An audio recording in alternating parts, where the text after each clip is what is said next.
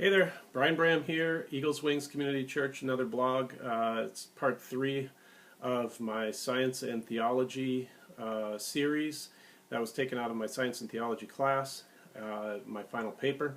And this particular question was, what does hermeneutics really have to do with science and theology? So it's kind of interesting. This week I actually saw a couple of social media posts on dinosaurs.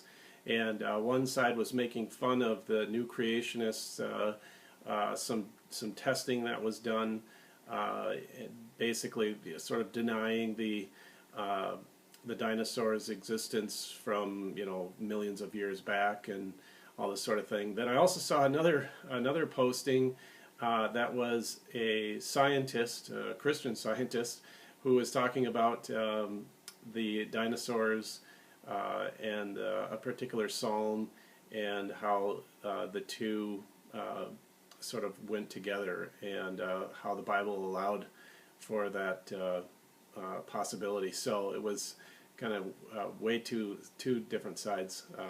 So anyways, how does science and theology dialogue with one another? And obviously I'm proposing that the first step before we get to sort of throwing the cliches back angrily at one another on both sides of the coin, taking hermeneutics into account is a good first step. So I think that one of the things that we have to do hermeneutically is each side, science and theology, has to allow the other side to operate within their own genre. So we have to make sure that the scientist has to make sure that they allow Scripture to be theology, and the theologian needs to allow the scientist's work to be science. And it seems pretty simple to me, but I don't know that it's very often done. Sometimes I think on both sides, because I think there's a lot of scientists that are sort of denying the possibility of the truth of Scripture, and there's a lot of theologians who are unnecessarily denying findings of science. So I think that the next step then is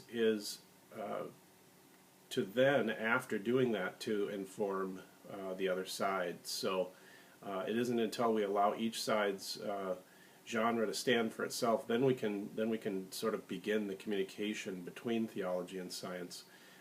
But if we don't start with first allowing each side to have their own genre, for example, if we're going to look at the Bible as a science book, well, it's just not going to work, and it's not going to facilitate for good conversation between science and theology.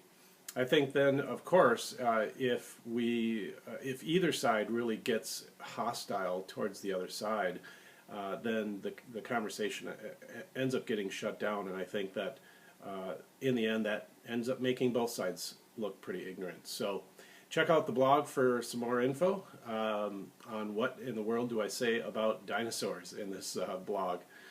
So blessings to you.